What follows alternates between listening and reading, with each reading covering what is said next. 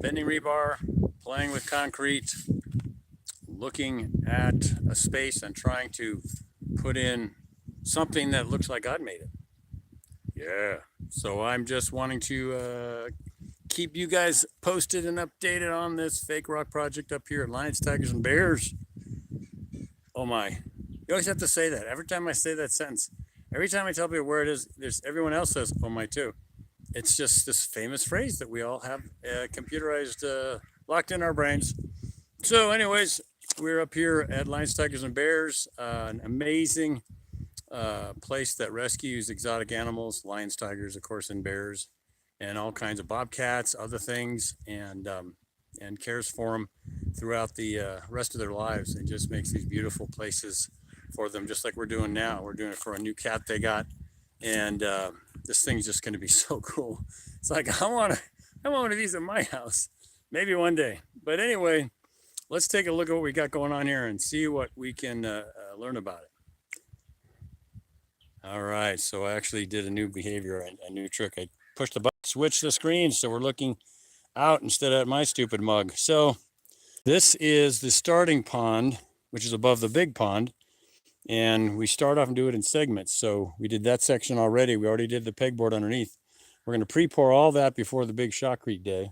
Shotcrete day is a crazy day. A lot of things are happening fast, and it's nice to try to pre-plan and, if possible, pre-pour. This will stabilize this whole structure so we're not worrying about it bowing or bending. Going to put some stuff underneath it when we do the pour to support its structure from bending or bowing from all the weight of our little mixer, which is right over here. We have some stockpiled concrete also that we brought in about my ice chest and my chair over there. So it's always good to pre-pour stuff on the job. Building this whole thing with Hickey bars or bender bars, and contractor told me it was a Hickey bar because if you take this thing and you pick it up and you whack someone in the neck, it looks like a Hickey.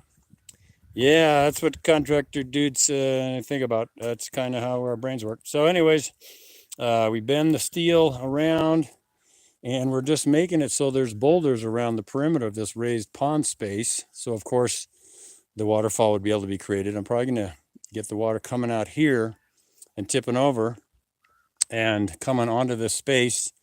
The animal is big enough to where he could dam up this space, and so the water could well up over him and then go out some of these corner spots. So I'm possibly going to set up some an overflow pipe maybe right here that'll go down and then transfer into the pond possibly, or down in that area, possibly just pop it out below in a pocket. I'm going to make all that just with shotcrete. I'm going to create some stones and boulders down in there, and just so the water will have something to bounce around. And if the water lands right on a flat rock, it goes and splashes everywhere, and that's no good.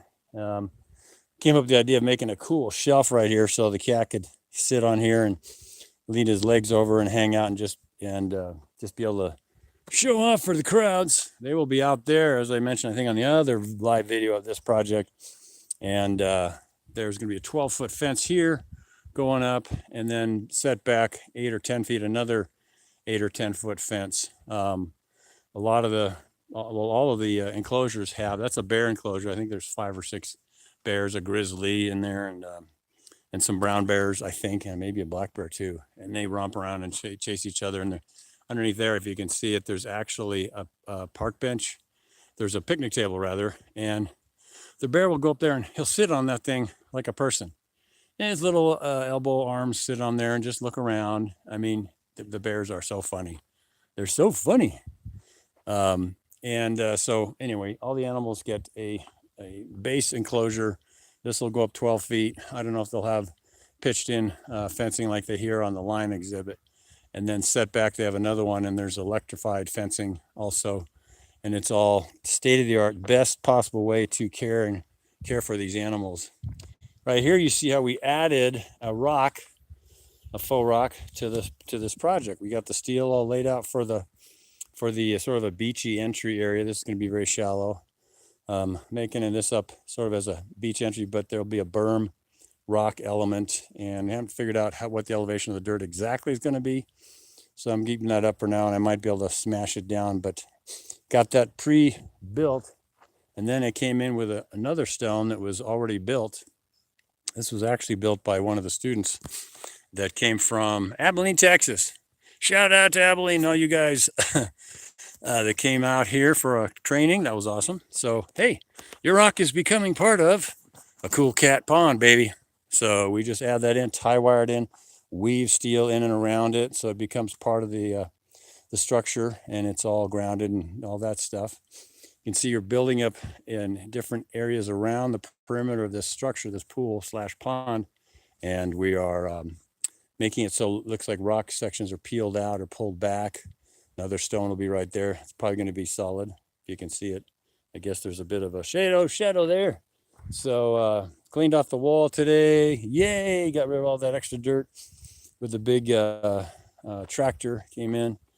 And we got rebar going everywhere. Got the 3 pieces of steel as the bond steel, I think it's called. Talking to my buddies who build pools.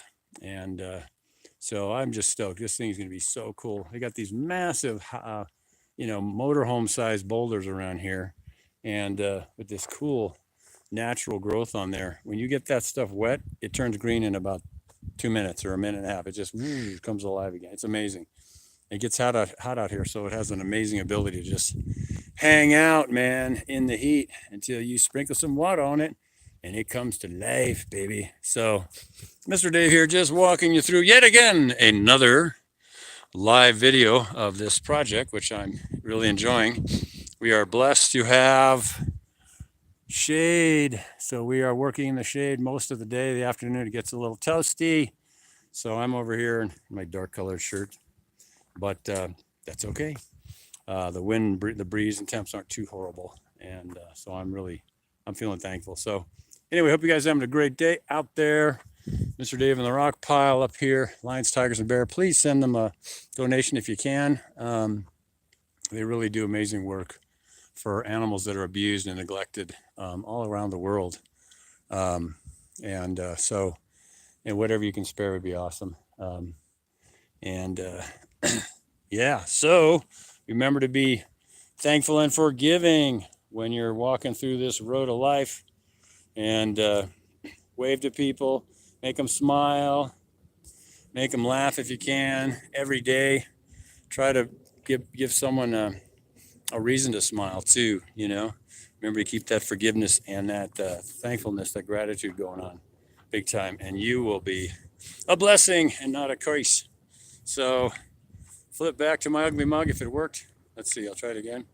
Oh, there we go. So Mr. Dave on the Rock Pile, making rocks, making ponds, making rebar, bending it around, trying to hold the camera steady with my shaky arm because I'm an old guy and my arms shake sometimes. Yeah. So God bless you guys. Remember to be thankful, forgiving, as I'm always rambling on about, and get Jesus in your heart. He's coming back soon, and you need him to just give you his righteousness. Perfect life can cloak you with his righteousness and make you able to stand in the presence of Almighty God. Can't do it if you ain't all cleaned up. So God bless you guys. I hope you have a great day. Until next time, be kind to someone, even if they're kind of snarky. All right, have a good day. God bless you guys. Bye.